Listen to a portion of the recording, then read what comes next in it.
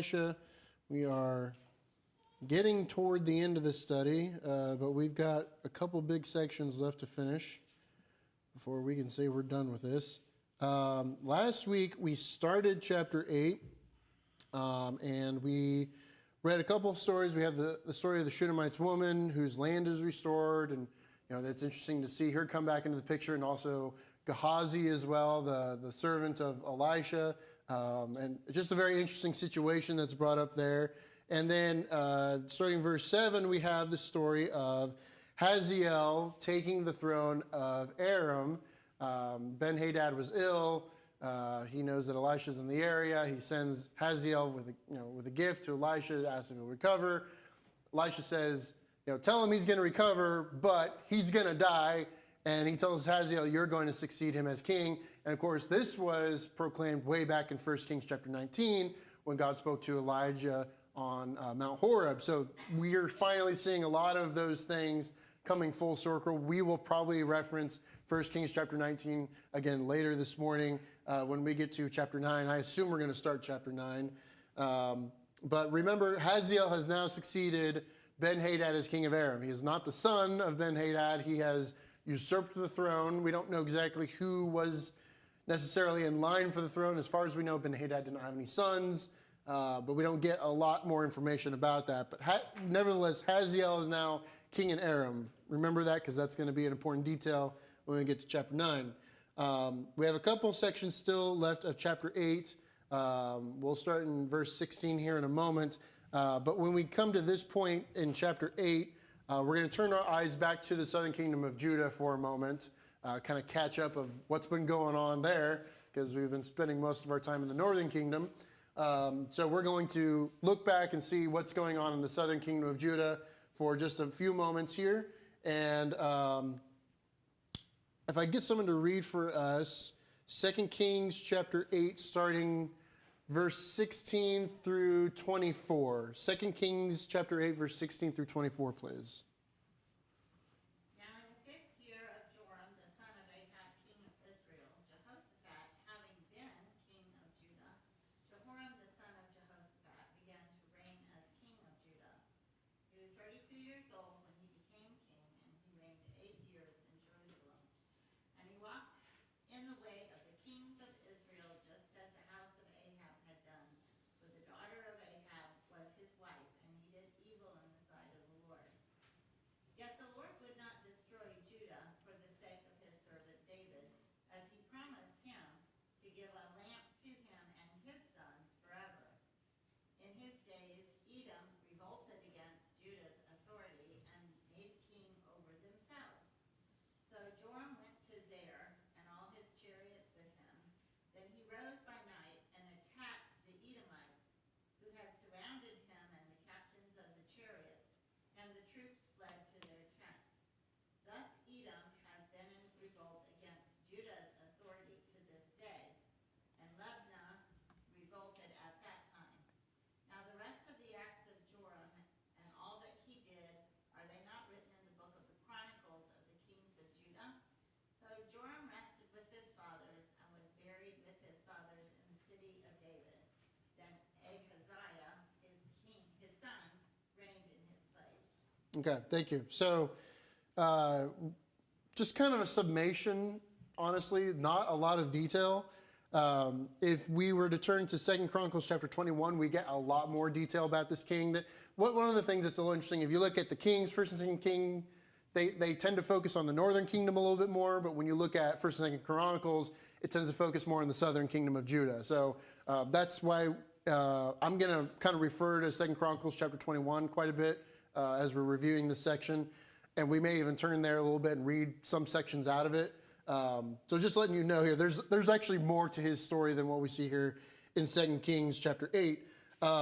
So we have verse 16 telling us that when King Joram of Israel was in his 5th year reigning over in Israel, Jehoram, son of Jehoshaphat, begins to reign in Judah.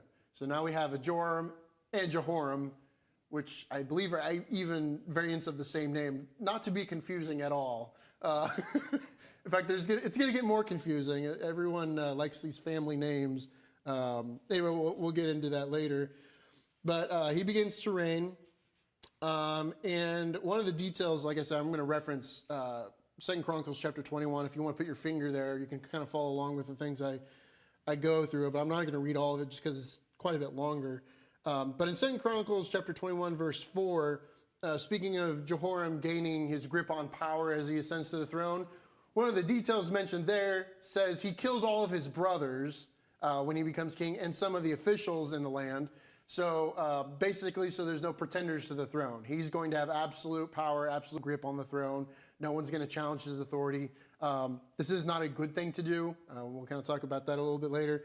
Again, not a detail here in chapter 8 of 2 Kings, but 2 Chronicles chapter 21 details that for us. Coming back to 2 Kings chapter 8, verse 17, states that Jehoram was 32 years old when he began his reign. So, kind of, you should be young, you should be healthy, but he only reigns for 8 years, which is not a very long reign. And this is basically because of his wickedness in the eyes of the Lord. And I want to detail this because I think it's the most interesting thing about him in contrast with his father Jehoshaphat. So when we look at verse 18 here, it reveals that Jehoram followed after the ways of the house of Ahab. Now, Jehoram's father Jehoshaphat was, relatively speaking, a pretty good king. All things that we've talked about, whenever some plan is coming up, they're coming up with an idea. He says, is there not a prophet of the Lord here that we can consult? That's one of the great things about him is he's always seeking God's consultation here. But one of his biggest mistakes was he allied himself with the house of Ahab. He had his son Jehoram, who we're talking about now, marry the daughter of Ahab, Athaliah, which is going to be a problem here. And I think this is part of the reason for his wickedness is he's following after his wife's family's ways, not the ways of his father. And this whole thing with Athaliah is going to get worse. I keep alluding to this. It's going to get worse.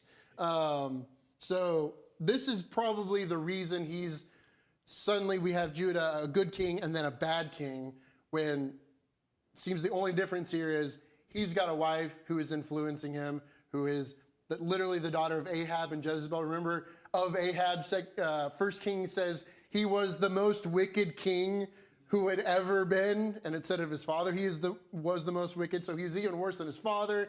It says there was no one as wicked as Ahab was, and we know Jezebel, not too great herself, in fact, was probably even worse than him.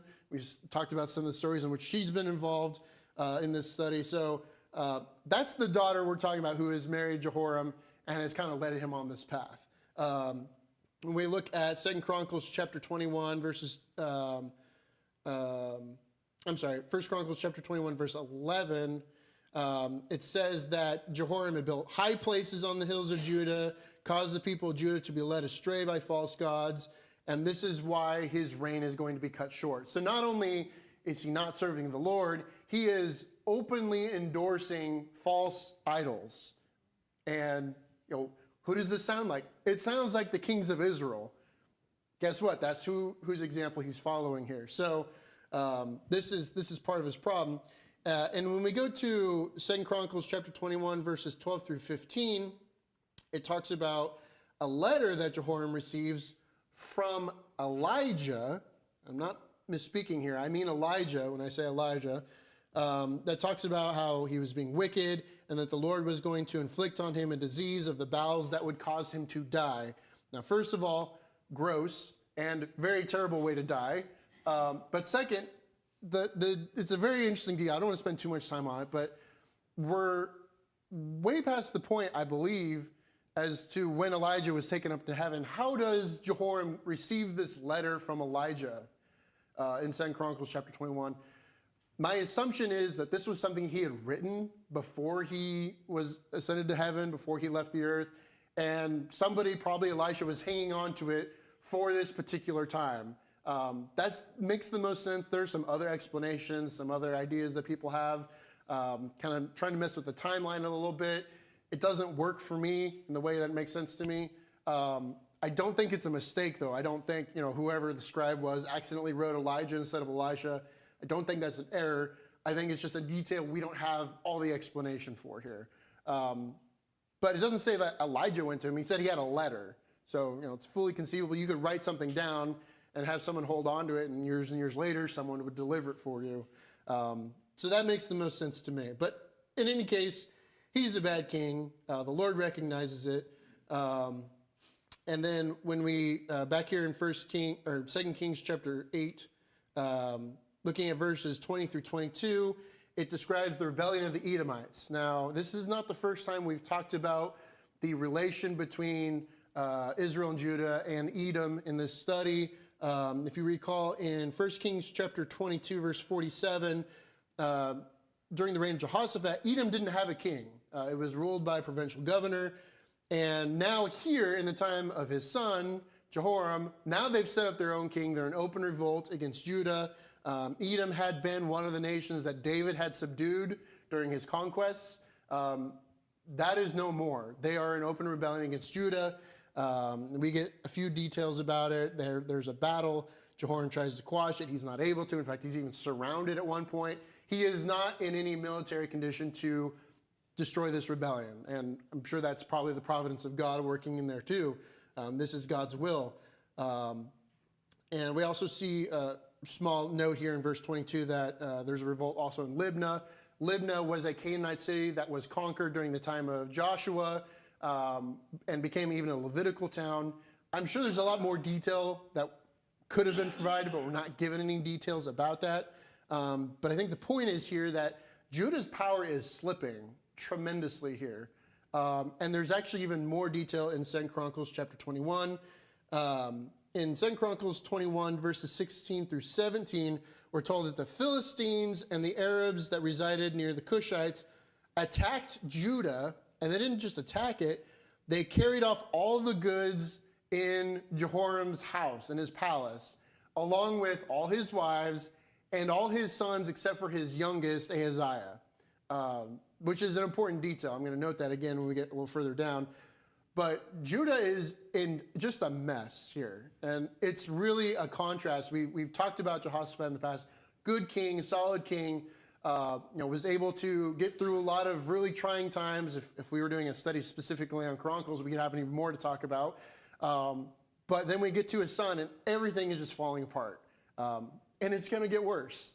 So just remember that. So when he dies, when Jehoram dies, looking at the verse 23, 24 here, when he dies, his youngest son Ahaziah succeeds him as king. Ahaziah would probably not have been on the throne except for the fact that all of his older brothers were carried off by the Philistines and Arabs during that attack on Judah. We don't really know what befell them. Did they die? Were they sold into slavery? Would they just lived in exile for the rest of their lives? We don't know. But nevertheless, Ahaziah becomes king when he probably would not have. Now, I said keep your finger at 2 Chronicles 21. I actually want to turn there now. I do want to read part of it here. Because in 2 Chronicles chapter 21, it gives a lot more detail about Jehoram's death. And I think these details tell us a lot more about him than 2 Kings really gives us. 2 Kings is really just kind of a summation of his life. Let me read 2 Chronicles chapter 21, verses 18 through 20. It says, after all this, the Lord afflicted Jehoram with an incurable disease of the bowels. In the course of time, at the end of the second year, his bowels came out because of the disease, and he died in great pain. His people made no fire in his honor, as they had for his fathers. Jehoram was 32 years old when he became king, and he reigned in Jerusalem 8 years. He passed away to no one's regret and was buried in the city of David, but not in the tombs of the kings. So some really interesting details. Gross death, terrible death, but also nobody liked him. This was a terrible king who not only led the people into idolatry, had just an entire collapse of his military, I don't know what I should, his military status, I'll put it that way. He has revolts, he's being attacked. No one really cares when he dies. They don't have any honor for him when he dies, like they did for his fathers. I love the end of verse 20, the way the NIV talks about it. He passed away to no one's regret. No one cared that he died. They're like, good riddance, this guy's out of here. And he's not even buried with the tombs of the kings. So he's not given any honor in that regard. So not a great king by any measure. There's nothing good about him. But don't worry, it only gets worse. So that's Jehoram, king of Judah. Any thoughts, comments, questions on this guy? We'll move on to his son in just a second here, but I want to stop. Go ahead, Jeff. First of all, this is why I could not be a scribe, because I would say Elijah instead of Elisha. But You mean Elisha instead of Elijah? I would have said the wrong thing. Yeah. I would have written down Elijah when I was supposed to say. Anyway, we have here examples of men in Ahab and in Joram who are not leading their families. Now, I don't know about Jehoshaphat. I've known some men who didn't have to do a lot of independent leading apart from their wife because their wife was with them. They were both on the same page. And that's the most desirable thing to have. In absence of that, there are times when we have to stand up and be counted. Now, the same thing might be true of a woman who's in the home of a man who wants to not follow God's will. That she may be limited in her authority in the home, but I've known of a number of examples of women married to men who are worldly, but they led their children to the faith of God, and they served God faithfully. It is a matter of standing up and being counted. Those high places and those groves didn't have to be built. He's the king. Yeah. So it is an example of someone who is seeking to please his wife rather than please the Lord. And that's really what it comes down to. We either seek to please ourselves or others in this life, generally speaking, or we seek to please the Lord. And we can look at our lives, take stock, and see, reflecting on our past conduct, the kind of person we've been. We can still stand up, and we're leading, first of all, our soul to heaven. That's what we're trying to do. We're also trying to lead others, and when someone stands up for the right, who is loving and humble, but determined to stand in the right, there are people who admire that those are leadership qualities because you're going to do the right thing. Even you'll make sacrifices, you'll do what's best for others over yourself, and you'll make those sacrifices.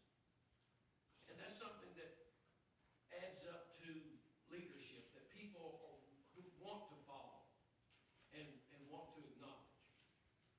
So, and certainly we have that as a problem in our country today. We've really had it for many years, going back to my own, even back to my parents' generation. To some degree, I saw so many people who were trying to please their children and to relax the rules in the family that endangered their children spiritually. So it's just something to reflect upon and realize that there are consequences to inaction, just as much as there are consequences to the wrong action. Yeah, and speaking to the role of the father as a leader, we see several examples of people we'd call good, righteous men who didn't lead their children or apparently didn't teach them the right things because their children do not follow their examples at all. Eli, Samuel, David even. I mean, his family was a mess. I think this may be another example where we have a good king, Jehoshaphat, but he doesn't rule his family well. And in fact, he makes this great error of allying himself with Ahab. This just causes all sorts of problems for Judah down the line. I mean, we're not even to the worst of it yet. It's going to get worse. But Jehoshaphat, despite all the great things he did, made this critical error. And I'm sure at the time he thought this will be good. We'll have peace between our two nations because there had been hostilities between them. It'll be good. It'll be like the old times, if you will. But he didn't really consider, I don't think, how this was going to affect things on the road. Athaliah is the daughter of Jezebel, and she acts like the daughter of Jezebel. Jezebel is the one that comes from Sidon to Ahab. This is when Ahab builds the temple to Baal in Samaria at that time. Athaliah is going to do the exact same kinds of things. We see it a little bit here. We're going to see more of it later. This was just a critical error on Jehoshaphat's judgment. Go ahead. Is it safe to say that, as we're talking about these examples, that a lot of the kings, when they start getting themselves involved with women from other religions and other nations, every time something like this is just one example of all the things that we talk about, how these kings go and marry women from other religions, just as has been said of a lot of the kings. Mm-hmm. So when the Jews went and said that they want a king, they got their king, and God says that, he said in one verse, they're not rejecting you for asking for this king, they're rejecting me. Yeah, God's talking to Samuel about that. Yeah. And these same men, and these same kings, all take women that are not of their own religion, and they start following and leading the Jews to the religion of these other gods. Yeah, and so how many of them? How many kings have done this? well, Solomon is probably the prime example of that, because he marries all these foreign women, and it's I guess similar to Jehoshaphat in the way is it was part of an alliance making, is he was going to have diplomacy, and part of that was, I'm going to marry the daughter of whoever king I'm trying to ally with. And then we see later in his life, those same wives pull his heart away from God, which is the saddest thing, because Solomon had built the temple of God. You know, he had done all these great things early in his reign, and yet this mistake of, I'm going to basically bind myself to people who don't have the same appreciation for God. Same thing as Samson and Delilah, then, would you say? They're very similar to that. But I wouldn't say that just because, and I'm going to go maybe a little bit off course here. We have examples where that is the opposite, though. It wasn't that they were foreigners, even though God warns them about that. It was because those nations didn't have regard to God. They didn't serve God in the manner they should. I would say that Ruth is maybe an example of the exception to that. Ruth was a Moabite. She was not an Israelite, and yet she marries Boaz, who seemed to be a great guy in his own right. That'd be another great study. And she's in the lineage of Christ. When we trace that down, she's in there. And she didn't lead Boaz astray. We don't have any indication of that. It seems to be like, a match made in heaven, if you will. I don't really like that expression, but I can't think of a better one. But everything works out well. I think the difference between Ruth and the other terrible examples is Ruth had an appreciation for God. She saw it in her mother-in-law, and she said, my people, your people are my people, your God is my God. That is the difference. I think here, when we have these other examples of people who don't have any regard for God and godly men tie themselves to them, they don't say those same things. They don't say, your God is my God. It's, here, I'm bringing my gods with me. Here, let's introduce them, and we'll have some sort of, co-religious mingling here. And that never works well, ever. In any example we see in the Old Testament, it doesn't work.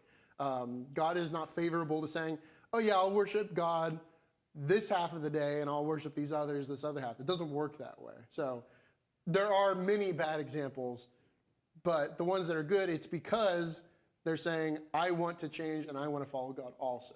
Jeff, you had your hand up? What y'all are talking about, this is the way kings did their kingship everywhere.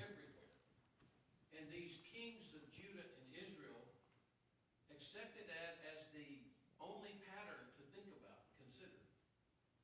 In our culture today, there are many examples of how people entertain themselves, how people compose their families, how people run their households and things like that. We have to be careful not to be influenced by culture, especially things in culture that attack the values of Scripture.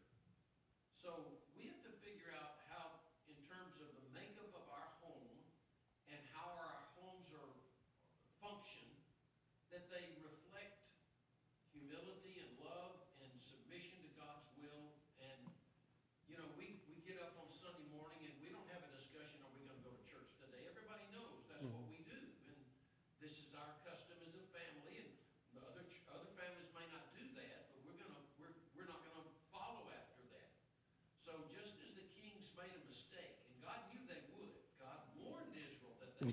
Yeah. They would do all those things. They should have said that they would be different. And David, to some degree, carved out a little better situation, although he did have some problems, obviously. Solomon did not at all determine to lead himself and his family. And I know, Keith, what happened is Joram ran the kingdom and left the raising of, Jehoshaphat ran the kingdom and left the raising of Jehoram to his wife. And actually, I'm not mixing it, but that's what happens a lot of times, and it leads to continual degradation of moral values. Yeah, and in a sense, having Jehoshaphat have his son marry the daughter of Ahab, they're Israelites. There's nothing in the old law against that. But the problem was Ahab's household had no regard for God.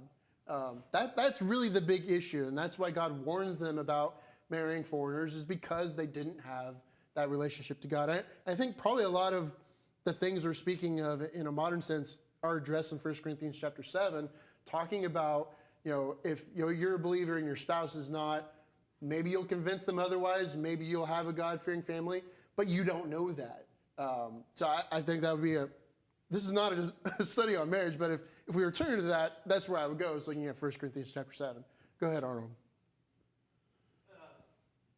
We have to kind of look back also at the fact that Israel, they were told what to do to these nations all around. So they failed to do that. Instead, they mix and mingle, and this is what the soup you're getting now, different gods from, out of their field, not reverencing the one and only God. So when you do that, these problems, especially if you're excited about the world and what's around you, it will get to you, not strong. Yeah, and that's always the danger. Always the danger. And we could go into old kind of different examples. I didn't want to get too far on this, but it's great discussion. I agree. And the thing I wanted to point out is we have a very different situation in Judah now. Like, that's the big thing. Once we get from Jehoshaphat to Jehoram, everything starts to turn south really hard. And it's going to get worse. I keep saying that. It's going to get worse. I promise. We'll get there. Any other comments up through verse 24 here in 2 Kings 8? Okay, let's see if we can finish out the chapter. We're going to move on to the next king of Judah. I'm going to take this into a couple different chunks, though. So I'm going to read for us 2 Kings chapter 8, verses 25 through 27, please.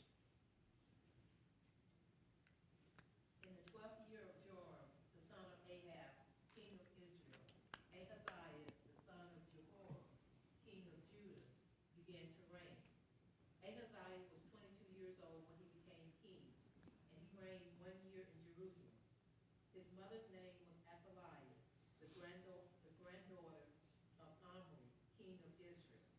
And he walked in the way of the house of Ahab, and did evil in the sight of the Lord, like the house of Ahab, for he was the son-in-law of the house of Ahab. Okay, so 2 Chronicles chapter 22 also tells us a lot of this information. For the section we're going through, it's not going to give us a lot of extra stuff, so I'm not going to refer to it as much as I did with Jehoram, but it is there if you want to take a look at it. So we get to the 12th year now of the reign of King Joram of Israel. Jehoram, king of Judah, has died, and his youngest son, as we said, Ahaziah, becomes king in his place. Now, this is not to be confused with the former king of Israel, King Ahaziah. Remember, Ahab had when Ahab dies at the end of 1 Kings, his son Ahaziah becomes king of Israel. He dies but has no son, so his brother Joram takes over the kingdom. That's the Joram that's in power now in Israel at this point. This Ahaziah would be the nephew of Joram, not his brother. So again, same names. It's a little confusing. Different person. So it's not his older brother. It's his nephew. Because this Ahaziah is the son of Athaliah, who was the daughter of Ahab, so she would be the sister to Joram. I hope that makes sense. I have to draw it out, I can. This is the confusing thing. We're going to have more names that are the same. Don't worry, we'll get there too. But I just want to be clear on that. Ahaziah is 22 when he becomes king. He reigns for 1 year only. He is also a wicked king, following in the ways of Ahab. I don't really have anything to add to that. It's pretty much the same situation with Jehoram, but instead of his wife being the bad influence, it's his mother being the bad influence. Athaliah is going to be a problem. It'll get worse. Comments, questions before we take the last section here? Okay, someone read for us chapter 8, verses 28 and 29, please. Now you went with Joram, the son of Ahab, to war against Hazael, king of Syria, at Ramoth Gilead, and the Syrians wounded Joram. Then King Joram went back to Jezreel to recover from the wounds which the Syrians had inflicted on him at Ramah. When he fought against Hazael, king of Syria, and Ahaziah, the son of Jehoram, king of Judah, went down to see Joram, the son of Ahab, in Jezreel, because he was sick. Okay. This should feel really familiar here, what we just read.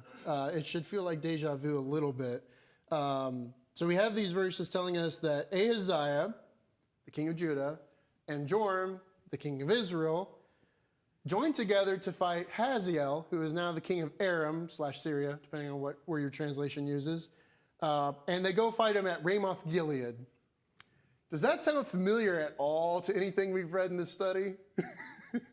It should. If you've forgotten, go back to 1 Kings chapter 22, where you have Ahab, king of Israel, Jehoshaphat, king of Judah, joining together to fight Ben-Hadad, king of Aram, at Ramoth Gilead. And the parallel doesn't end there. If you remember, that's the battle where Ahab is wounded and he dies. Interestingly enough, his son is also wounded during this battle. Now, he doesn't die at the battle here. We'll get into his demise a little bit later.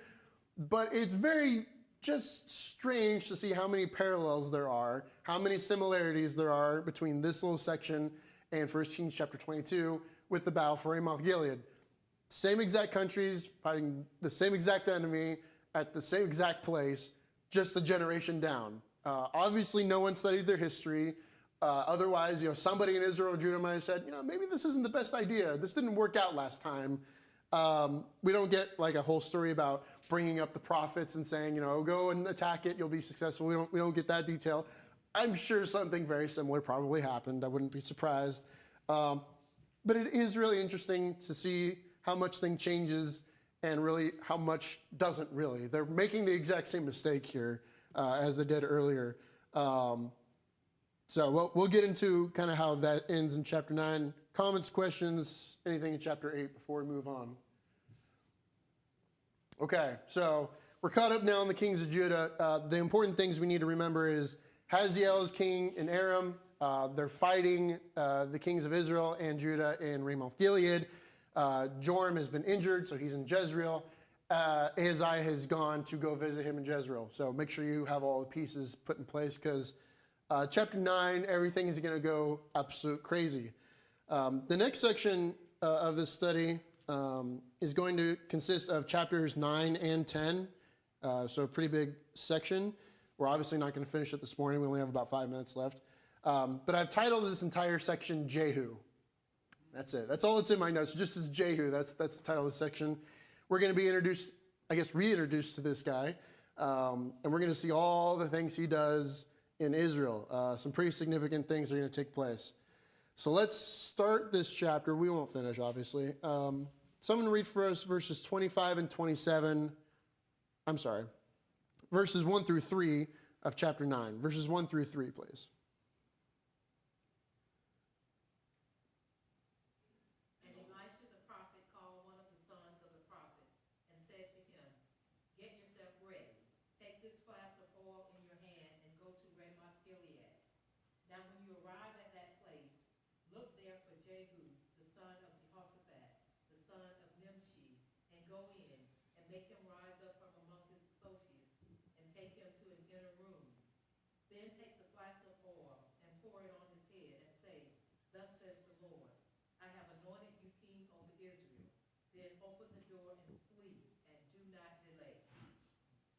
Okay. So we kind of get our introduction to the situation here. Elisha is brought up again. You know, Elisha is definitely not out of the picture yet. And he summons one of the men from the company of prophets. And we've talked about these companies of prophets that have been around. And he has one of them take a flask of oil, go to Ramoth Gilead, and go see Jehu. Excuse me. So interesting, the detail here that's interesting is Elisha himself is not going. He's sending someone else. And he's to go and find Jehu, get him away from everyone else, anoint him as king, and then leave. Anoint him as king of Israel. I need to mention that. And leave. So the details we need to point out here is there's still a battle going on. Joram and Ahaziah have left to go to Jezreel, but there's still fighting going on in Ramoth Gilead. Apparently, that seems to be the case. So when we need to go back to 1 Kings chapter 19. Let me reference that first. This is one of the instructions we see that God gave to Elijah on Mount Horeb. He was to have Elisha become prophet after him. He was to have Hazael anointed as king of Aram. And one of the other things was he was to anoint Jehu, king of Israel. Now, we don't see that happen in the text. In my mind, I assume that happens just because God told him to do it. We're not told otherwise. This may be a second anointing here that's about to go on. Or perhaps, he just passed it on to Elisha to do, but I don't know. That seems to be, I don't really know how those events turn out exactly. But he's going to be anointed king of Israel. So we need to talk about Jehu's lineage here for just a second before I move on from this. And we get it here in verse 2. It calls him Jehu, son of Jehoshaphat, son of Nimshi. And I think there's a little bit of confusion on that sometimes because when we look back at, I think in 1 Kings chapter 19, it calls him Jehu, son of Nimshi. Well, now it's referring to him as the grandson of Nimshi. He's the son of Jehoshaphat, son of Nimshi.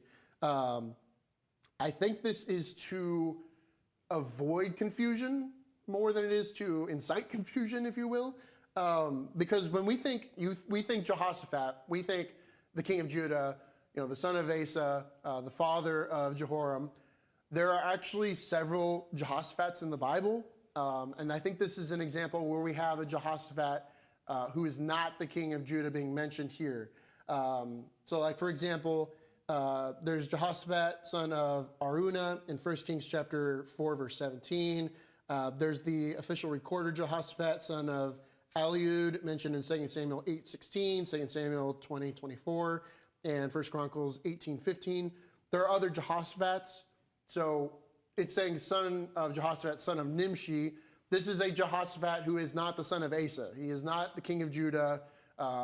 Jehu is not of the descendancy of the kings of Judah. I'm just trying to make that clear because otherwise that gets very confusing. So he is the son of Nimshi. He's usually referred to that as the son of Nimshi, I think, because in his time, he lived so close to Jehoshaphat's reign that would be confusing. If you call him the son of Jehoshaphat, people would assume, oh, he's the son of the king of Judah. Well, he's not. So they call him the son of Nimshi because that's his grandfather. It makes more clarity.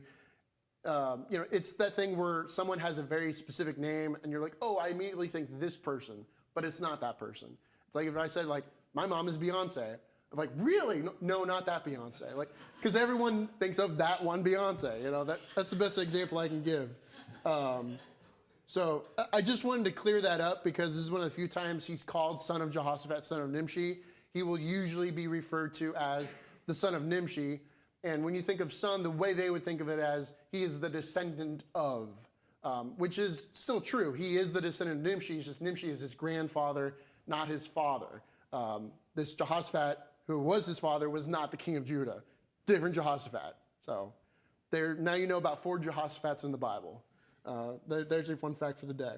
So I wanted to get that cleared up. So this prophet Elisha sends, he says, go anoint him king of Israel. And he says, Go ahead and do it. And then as soon as you do it, leave, get out of there.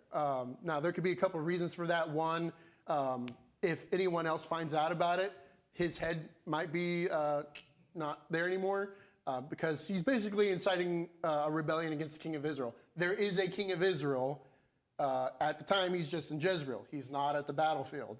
So, and we're probably going to talk about that situation a little more. We're out of time. I heard the bell. But this is the situation. We're going to see verse 4, this man of the company of prophets is going to do this. And then we're going to see after that all the things that Jehu is going to do. And like I said, Jehu is going to be kind of our main subject here through chapter 9 and chapter 10. It's going to be very detailed. And 2 Chronicles does not give as much detail. Again, the kings focus more on the northern kingdom, and Chronicles more in the southern. So we're going to get kind of the full picture here of what Jehu does. There's going to be a lot of good, a lot of bad, a lot of dead people. It's not a peaceful, cultural revolution. It's everyone is gonna get. You'll see. We'll get to it. So we'll pick up there, chapter 9, starting in verse 4 next week. We'll probably be in chapter 9, chapter 10 for quite a while. Because there's a lot of details. We have to kind of go back and talk about who is who here, because we're going to see some reoccurring people we've seen before, and see how kind of they end up. But we'll stop there for this morning, and we'll pick up in verse 4 next week. Thank you.